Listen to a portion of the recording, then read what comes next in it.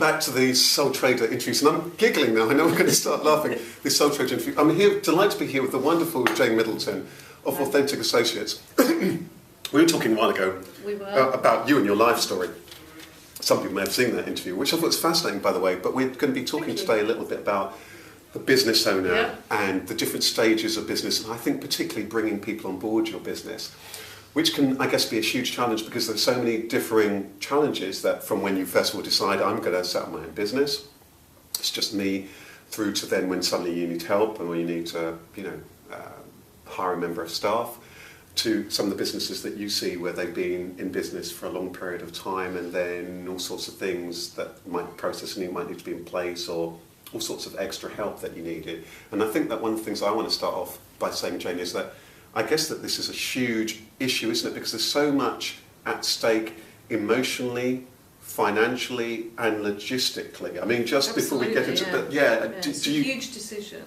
And I think, it's the trouble, particularly with owner-managed businesses, is it's their money, it's their livelihood, and therefore they want to keep it very close to their chest, and they don't want to give out anything and let people do something. But the big key factor is you can't do it all on your own. Right. And if you want to grow, small business, medium business, whatever, you need the resource to grow. That's a really good introduction.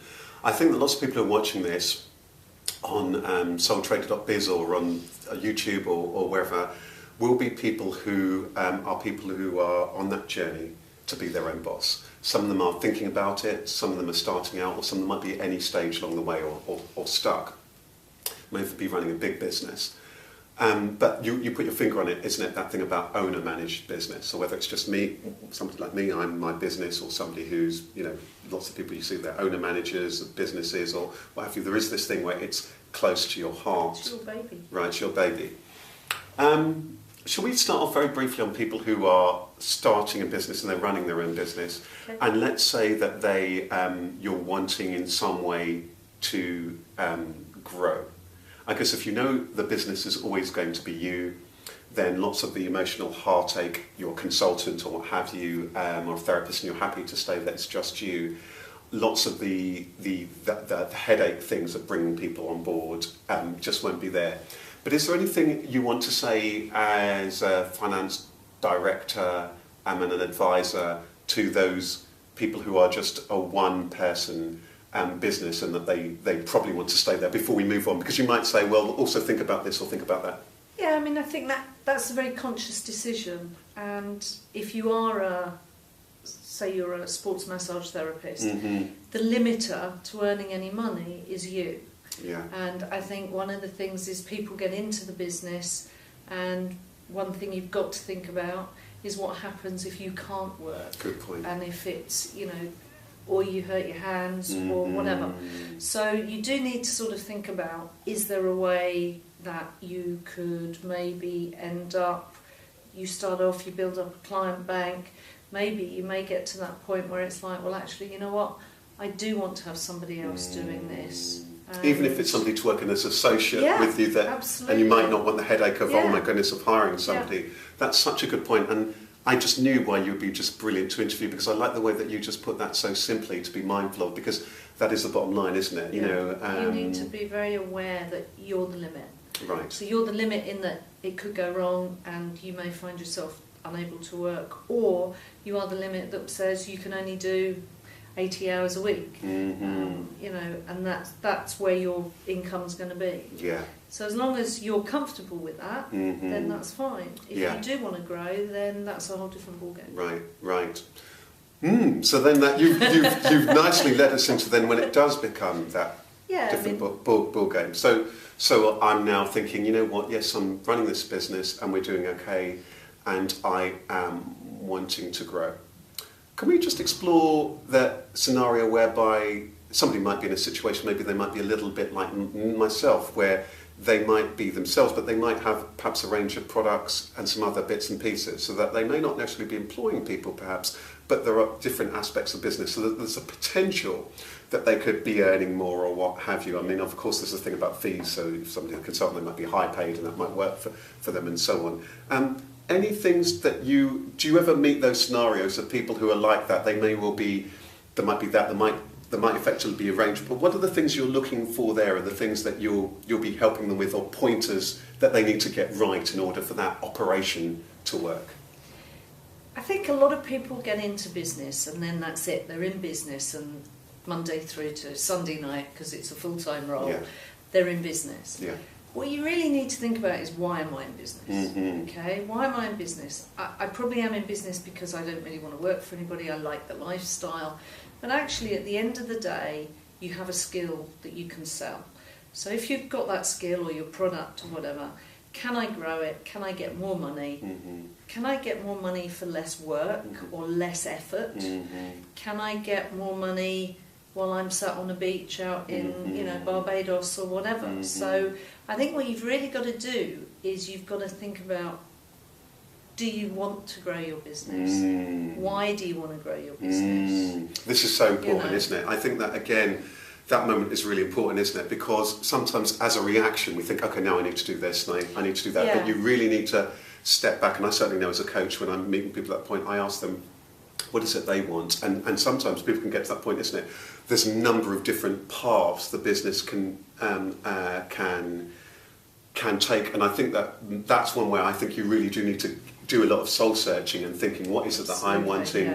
And perhaps I would also say, I don't know what your thoughts are, Jane, is that what is it the business is needing? Where's the business pointing? Because the customers and so on, and what's going on in the business may also be pointing, and you've got to be mindful that sometimes there might be differing aspirations at that point. Is that fair to say? Absolutely. What I would say, Rashid, is you know, you could be driven. Your growth could be driven by you, and that could be a justified growth, or it could just be an ego that says I want something bigger, or it could be being driven by the absolute success of something you have produced, or all of companies that do X are doing really well now, and everybody wants them, so that's pushing it. I think the biggest thing that you've got to think about before you even go down the road of growth is, if you do feel you're growing, is it sustainable? And if it is sustainable, okay, you need to have a plan. If you don't have a plan, there's that awful saying, you know, if you don't have a plan, you're planning to fail. And when you say that thing about sustainable, it makes me think about, then how does somebody even know it's sustainable? Because I guess there's that thing also that you sense that you're at a point where you need to turn it into something that's sustainable. And I think that leads us into this thing about when you're bringing people in. So a business owner's got to this particular point where you know that on some level you're wanting to grow and you need some help.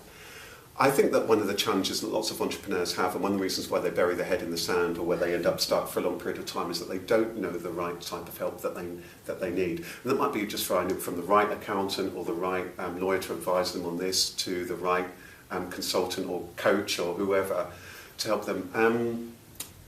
It's a big question, but what are your first thoughts when somebody's at that point where they need some kind of help? Because sometimes, again, there can be just so much noise going on.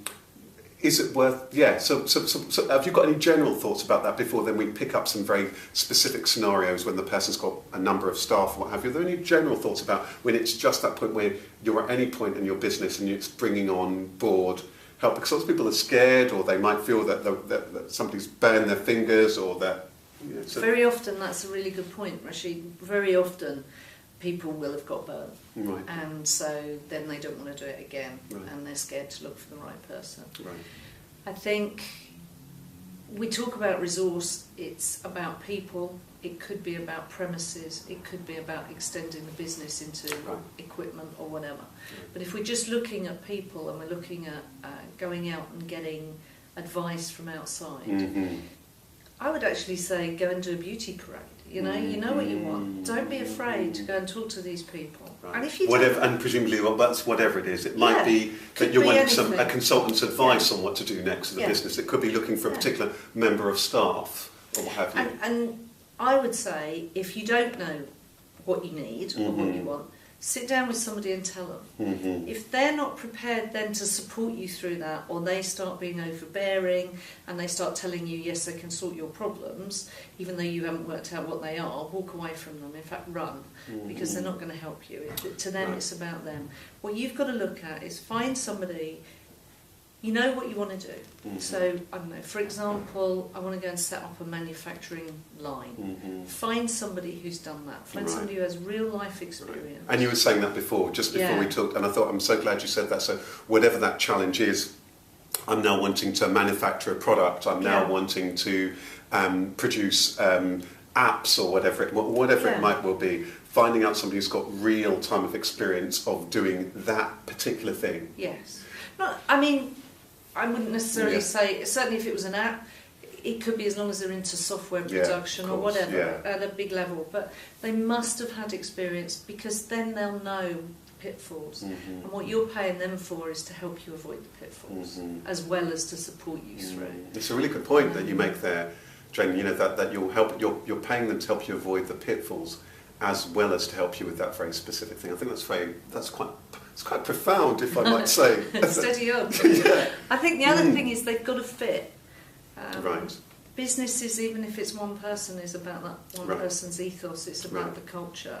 I think it is a fit. So, you know, if you've got a very creative company, don't get a guy in a suit and a tie who comes in with his briefcase and sits there and, you know, lays everything out. Because unless that's the bit, unless presumably that's the bit within the bit that you're wanting them to fit. But then again, this is really, really useful advice, because I think as I was listening to what you were saying, that holds up whether you're going out there and you're wanting some kind of a consultant, a business advisor, a coach, a trainer, or whatever it might well be, that you can ask those questions, see if they seem to fit, do that beauty parade if they've got that actual experience relating to what it is that you feel that you're wanting them to help them with, or something else. There's a lot of that kind of a lot of that applies. I would say don't be afraid to tell. When you go out and you do this sort of beauty parade, don't be afraid to say, I don't know, because it's no good sitting there pretending you know. So you might be asking, you're saying this to me, whatever. What does that mean? Help me, I don't understand. Yeah, explain that. What does that mean? Yeah. I think that's really important. If they make you feel small and they belittle you, don't work with them. And I think you'll never meet them again. Let them go. You'll never see them. That jumps to me a lot in a lot of things where somebody might need a lot of that particular expertise. Let's say that some of the things that you help people with, where they're at that point whereby the business is growing and they really need to get their handle on the finances, or get somebody in as interim or actual finance director or whatever it might well be, or as you say, something to manufacture. You really need to really be able to quiz somebody very deeply to find out whether they know what they're talking about. I remember, it reminds me of something that, when I was a kid, one of my first aha moments in life, I remember I sat in an economics class and my two economics teachers teaching macroeconomics, and I always thought economics, and I just felt that it didn't really mean much, and it was a bit of hot air and there wasn't much substance to it. If people ask me privately what my view is, I'll be happy to share it. But I remember that we'd be writing a lot of reams of notes, and I vowed to myself at that point, about 15, I would never write down something again that I didn't understand.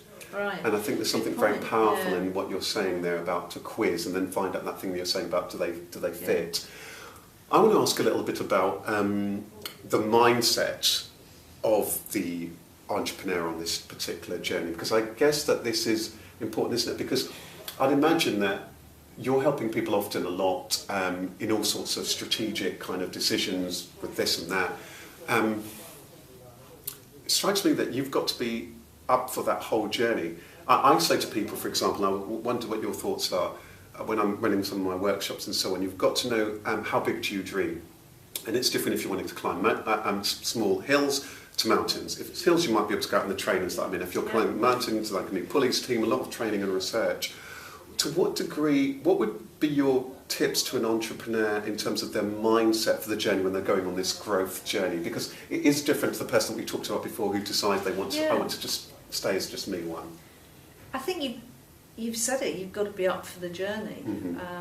And nobody knows necessarily where it's going to go. And you know, dream big. Someone said to me, shoot for the moon because, you know, or shoot for the stars because you'll reach the moon. Yeah. You know, I think you do have to think big to get out there. Don't be afraid to dream, you know. That's a good point. And I think I know so many people who have created businesses, and this is going to sound really mad, probably A, coming from an accountant, and B, on a sort of business video, but don't think of the money. I know what you mean. Yeah. Do you know what I mean? Yeah, I know exactly what you mean. There are some, I met a guy the other day, multi-millionaire, into property. He's just got on and done what he's enjoyed. I think there's something very powerful what you're saying, actually. It's come. But having said that, they do need to make sure the finances are right. Of course, but there's, you know what I mean? but I think, it is, isn't it? Well, I think there's something very powerful about that, that when you allow yourself to dream, then you can begin to envision what it's about and what you're trying to do, and check that you're aligned to that journey and that the passion to do what it is that you're wanting to do. And then you can bring that stuff. I remember when a client said to me once, and he runs a wonderful kind of charitable actually business, but he said to me, I've got to be able to dream, because if I don't dream, the level of my dream is going to limit what I'm going for. In other words, you know, the dream is, you know, if his dream is limited, then you're not going to do anything more than that dream. So I think, again, linked to what you're saying, that's very, very, very important, isn't it? And then we're into this, I kind of feel as though we're into this really interesting space about finding people. I get the feeling that a lot of it is this combination between the stuff that you've talked about, what experience they've got,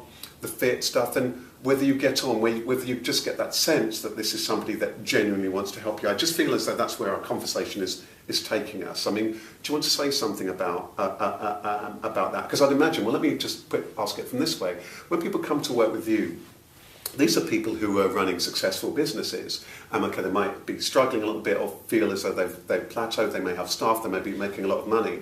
And it must take a huge amount of courage for them to converse with you, to ask you questions, to see if they're taken on board, to pay the fees and so on. So presumably, and to go on that journey with you, to perhaps advise and guide and so on. So what degree does that thing about trusting and that the authentic bit of the name, for example, your business, you've called it Authentic Associates. So I want to know your take on that side of the feeling side of getting the right person who feels right for you. You use the trust word, and it really is absolutely key. It's very difficult. How do you know that you trust somebody? I think most of the people I've ever worked with in business, and to me business is about long-term relationships, but at that point that you first meet them, you don't know that. And I think it is very much about the feel, and there's really nothing, it is about the feel. It's about making sure that you think you can work with them, but making sure that they know their stuff. Yeah, I agree with that. You know, and the other thing, and I think we said it on the other interview, was, you know, make sure you're not their meal ticket. They're there to help you. Such a good piece of advice. You know, and say to somebody, if they say to you, I'm going to do a piece of work, and they come back and they say, oh, it's going to cost you £10,000, and you've only got 5, tell them you've only got 5. And so, but not necessarily at the beginning. Tell them, look, I've only got 5. I realise you can't do all of it, but here's what I see as the real important stuff. Can we focus on that? And what I like that the territory you're drawing us into is that do they genuinely believe in you? Do they genuinely want to help? Do they genuinely, you know, beyond the money and so on? I think that's a really, you know, we were talking about that bit about the money. You know, are they passionate about the project anyway? Of course, we all need to be paid. But I think that's a really good thing. Are they passionate about what you're doing? I feel that qualitatively adds a dimension to it so that you know. And I think that it's good, you know, you said that sometimes there's that feel, you first of all meet people. You know, we had a conversation introduced by Cal, you know, you meet all sorts of different people. And one of the things I talk about in Sole Trader is that I and you're pointing toward it, that I feel that there's 3 qualities I look for. Are they personable? Do I like them? Are they a human being? Because if not, you can't have a conversation. It's a one-way street. It's a one-way street. Yeah. Are they professional? The things you talked about there. Yeah. Have they got a track record? Are they good at what they're doing? And do they think? And the third one, do they deliver? Do they do what they say all the time? And for me, those are the measures that I put in place in terms of people. Because the first bit means that I feel that there's rapport. I can ask them the questions and so on. Tell me a little bit about. So, what are the let's take the person who perhaps might be watching this and they've gone past the stage where it's just them, maybe they've got some staff, and then what are the key moments, Jane, what are the key moments where somebody really does need to look at? What are the key moments in a business? You might say, at this particular point, the business at this particular size, these things may well be going on, just to help people be mindful about this when they're watching. That's probably quite a difficult question to sort of answer, I think, because every single business is so different. But, businesses they sort of are a bit like a staircase. So it's a big uphill struggle, and then you go along on a plateau, and then you expand or do something, and you're back in the uphill struggle, and then life becomes comfortable again. So it's like the sets of stairs, I like that, But it's very difficult to actually generically answer that across businesses, because what will happen to Fred's business or Susan's business can be very different. It's a really good point. I'm glad you said that, actually, because I think you're right, isn't it? Because I was just thinking, I remember once working with a business owner. At that point, it was just him. He was working pretty much as a consultant, and he had these big dreams, and he dreamed big, like you said. I think he was in kind of software-related particular stuff. He got good counsel, different people. He drew them in, and he found out how they could help. He then quite quickly moved to a situation where he had 15 staff. Wow. So quite quickly. I think in a couple of years, and then, for example, and that can happen, isn't it? And I make that point because then sometimes in some sectors you might be in a particular tech thing, something particular takes off, and then all of a sudden there are a number of different things that might be. You're needing to employ people. There's logistics. So maybe it's worth talking about those people where suddenly the logistics have emerged, they are employing people and there's stuff going on. Maybe it's been going on for a while and they were okay with it, but all of a sudden now it's got big, or that what are some of the some things that you might want to say to people who are watching this? The number one thing I would do is, if you're in that situation, have you got the money? Can you fund it? Right. I mean, that's good point. And actually, do you need to grow? And is there revenue coming in? Right. Because if there is, number one thing, if there's no revenue coming in, there is no business. And so it goes back to, is it sustainable, I suppose, and how do you know? But suddenly you find yourself in that situation where you've got all of this business. Don't be afraid of it, and make sure that it's funded. If you need to raise money, it's another issue, but I know it's another channel. But if you need to raise money, can you do it out of future sales? Can you get it from friends and family? Would you want to get it from friends and family? Venture capital, private equity, but and people shy away from those because they think that's for the big businesses in the city. But actually, it's not necessarily. And if you've got a great idea, you can generally find ways of getting it funded. There's a lot of business angels out there now. There's crowdfunding, there's all sorts of things. It's the most important thing that... let me... Well, no, I think funding is probably the most important. You need to make sure that you can actually fund it. So whether it's coming from you, you've got the revenue and so on to be able to do that, or whether you need to really think long and hard about that. Most businesses, the reason they go out of business is they run out of money, not necessarily because they are bad businessmen or because they have a bad product. They just run out of money. And the smaller the business, the more they'll throw money at it, and then they've thrown money at it for 2 years, and sadly they just haven't got the money. If they had another 5,000, they would be there. But the thing that jumps at me before we begin to wrap this up is, again, there's something very important to me about finding the right people to ask. Absolutely. I think there's something about... I can't remember, I was chatting to you the other day, and this thing came up about... I think I was giving a talk to a room full of... at the Royal Institute of British Architects, and they were talking about the changing role of architects and so on, and being at the centre of all these particular changes, and somebody was making this point about just whatever you're doing, building a really, really strong team. And that suddenly comes to my mind, because be it that you're employing people or being that you've got different associates and you just work together, if you've got really, really good people, and if you go up there and network with really, really good people, then you'll probably be able to find a good person to help and ask. is when people are growing their business, is that, I would imagine, Jane, that it's absolutely key that you've got good people who you can ask or to get referred to. Do you know a really good person in terms of who's an expert in blah, blah, who knows about how to find a finance director, who a really good person is a marketeer?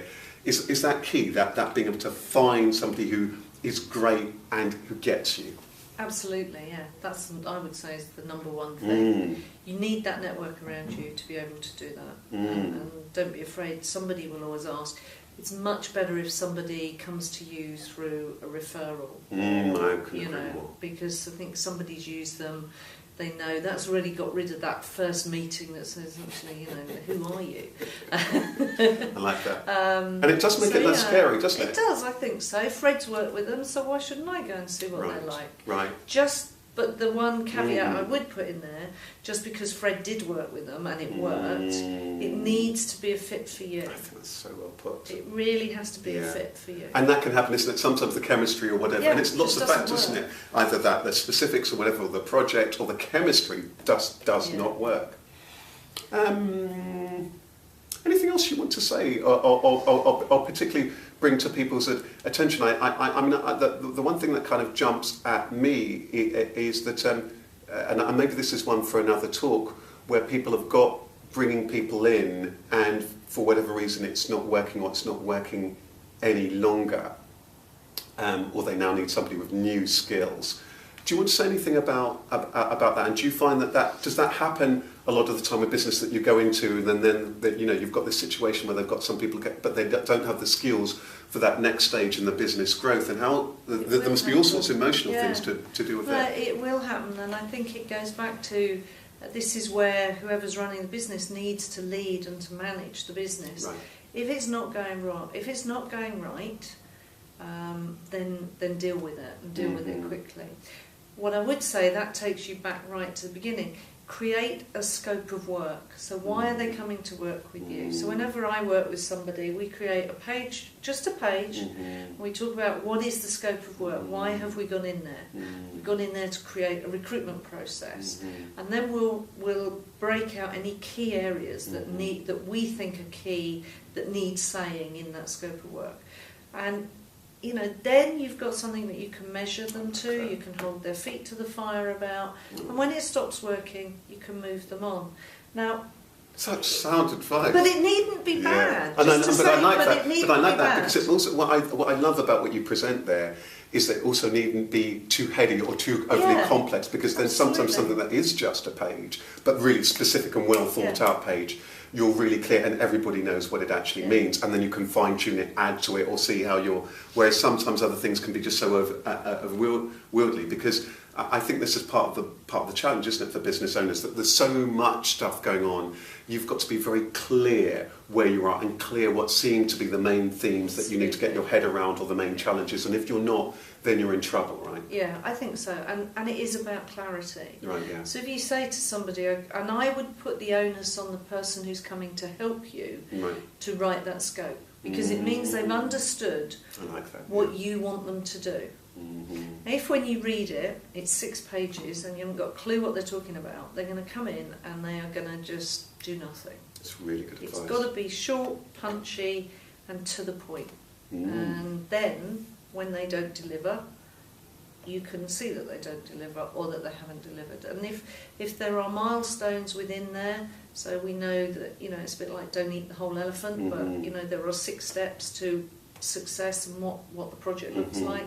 Then put those 6 steps in there. It's a really good point. And don't be afraid, you know, it's your business. Yeah. Don't be afraid to tell the person you're bringing in, no, I don't want that. This is what I want you to do. If they can't do it, I mean, I will walk away from work. If we can't do it, I'm not going to do it. I'll try and find you somebody who can, so that you know that it's from a trusted source, somebody we've worked with and who has our ethos. But I will never sit in front of you and tell you I can do it if I can't do it. Great.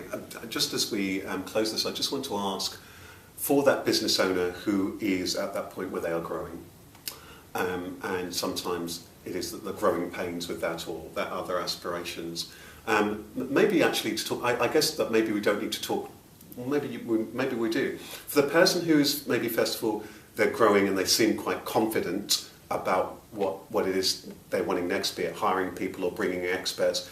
Any pointers, because sometimes it might even be some words of warning. I remember that there's a Chinese proverb, which I can't remember, and it's something like, you know, never say something in anger, but it's also never jump in out of joy. Yeah. So for the person who feels confident about that, so any just pieces of advice for that person who's going for growth and perhaps bringing people in or staff, any pointers that you'd say, look at this, look at that, look at that? Off the top of my head, no. Okay. I think we've probably covered most of them. Mm-hmm. Just make sure you're doing it for the right reason. Right. And make sure you're ready for it. It's hard work. There is no such thing as overnight success unless you're in the music business. And I'm sure that everybody even then has had 20 years of unheard of, you know, from the minute their song was played to being an overnight success. There is no magic formula. It's hard work. So you've got to be then ready for the work that comes from that. Yeah. For the person who's watching this and they're stuck, and I meet these people from time to time, they're stuck. Business is doing well on paper, but the figures are becoming unwieldy, or that they've been burying their heads in the sand about all sorts of issues, or they really do need to bring in more staff and they're not quite sure how they're going to do it, or all of those kind of issues that I'm sure you see. What for that person, and perhaps they're scared or they're just bewildered. Any just pointers or things to say to them, or shaking them up? That wasn't fair, but you led me into that. No, that's great. But there's a point in that you need to talk to go and talk to somebody, whether you pick up the phone and talk to me, or you know. And sometimes just talking to somebody can make you realise if your business is stuck, growth may not be the answer. Actually, closing the door and packing up. And so sometimes it might be else, that. It may well be something else. I think this is a really good point. It's a good point, isn't it? Well, because I think that sometimes it might well be about, is it at this point that it's not working and I need to review it? I remember very, very, very briefly, very early on days, obviously I'm not one a business where there's lots of people and lots of staff, but I remember very early on, I think about 6 months into my business, being my own boss, things weren't working, I wasn't bringing in enough income, and I thought to myself, I'm going to go and get a loan. And I stopped myself and thought, well, hang on, if I go and get a loan, that doesn't actually solve the core problem here. I need to get this thing to actually work.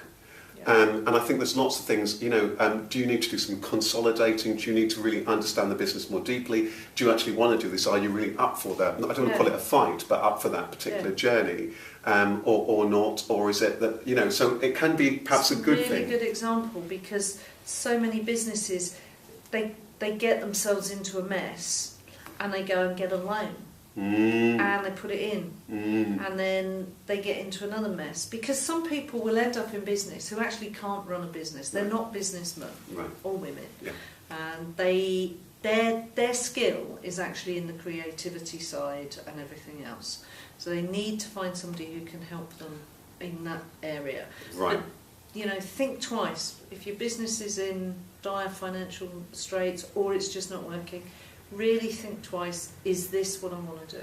That's a really good point. Do you ever, I mean, very briefly on that, because I think you've mentioned something that's quite powerful, and I think it might resonate with lots of people here, and I can think of somebody I'm working with who's actually a creative. They run a creative business and have done really, really well in many ways. Their products being sold in household stores, but they're now looking for a business partner because they recognise that they're the creative one. They have all sorts of ideas, but not the business-minded person.